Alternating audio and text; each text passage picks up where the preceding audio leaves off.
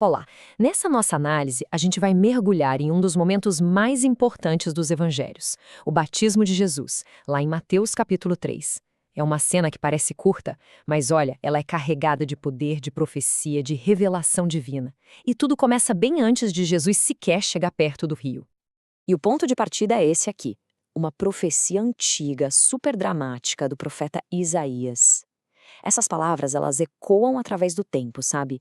E elas preparam o cenário para a chegada de uma figura extraordinária, o mensageiro que viria antes do próprio Messias. E essa voz tinha um nome, João Batista. Uma figura assim enigmática, poderosa, que surge não nos palácios, nem nos templos, mas na secura, na aridez do deserto da Judeia, trazendo uma mensagem que não podia esperar. A própria vida de João já era só mensagem. Pensa só. A aparência rústica, a dieta super simples, tudo isso era uma crítica silenciosa ao luxo da elite religiosa da época. Ele não estava ali para agradar ninguém, porque a missão dele era muito, mas muito maior. Era um homem forte, direto, corajoso, mas que tinha uma humildade profunda sobre qual era o seu verdadeiro papel na história. E a mensagem de João era tão impactante que atraía multidões. Gente de Jerusalém, de toda a região, ia até as margens do Rio Jordão para ouvi-lo. Mas, afinal, o que ele dizia que era tão poderoso assim? Bom, o centro de tudo era a palavra arrependimento. E aqui, o idioma original, o grego, nos dá uma dica fundamental. A palavra é metanoeu. Isso não é só sentir pena pelos erros, não. É uma transformação total. É uma mudança completa de mente, de propósito, de direção na vida. Não era um pequeno ajuste, era uma verdadeira revolução interna. João apresentou um caminho bem claro para essa preparação. Tudo começava com essa mudança de mentalidade motivada pela urgência. O reino de Deus estava próximo. Isso exigia abandonar a falsa segurança na linhagem, sabe? E depois, um compromisso público, o batismo, preparando o coração para uma purificação ainda maior pelo Espírito e para a realidade do julgamento final. E essa mensagem de João não era só para o povão, não. Ele foi direto confrontar os líderes religiosos mais poderosos do seu tempo, os fariseus e os saduceus. Dá para imaginar a cena. Esses líderes chegam, talvez por curiosidade, talvez para fiscalizar o trabalho dele, e João os recebe com essas palavras, que são como uma faca. Isso mostra uma coragem absurda. Ele não se intimidava nem um pouco com status ou poder. A confiança dos líderes estava na herança deles, no fato de serem descendentes de Abraão. Mas João simplesmente destrói essa falsa segurança.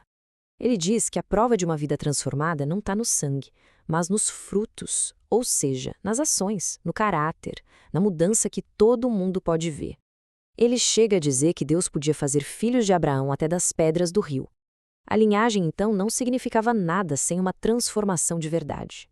E essa imagem do machado na raiz da árvore reforça o senso de urgência da mensagem dele. Acabou o tempo para desculpas. O julgamento estava vindo. E o critério seria bem simples: tem bons frutos ou não tem?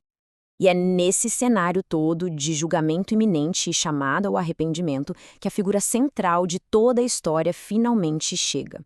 Vindo lá da Galileia, Jesus se aproxima de João e aí começa o clímax de todo o capítulo. E essa é a grande pergunta que fica no ar, a mesma que deixou o próprio João Batista confuso. Poxa, se o batismo de João era para o arrependimento dos pecados, por que Jesus, o Filho de Deus, que não tinha pecado nenhum, iria se apresentar para ser batizado? A reação do João é de puro choque e humildade. Ele reconhece na hora a perfeição de Jesus e a sua própria necessidade. Naquele momento, ele entende que está diante de alguém infinitamente superior, aquele mais poderoso de quem ele mesmo tinha falado. A resposta de Jesus é muito profunda.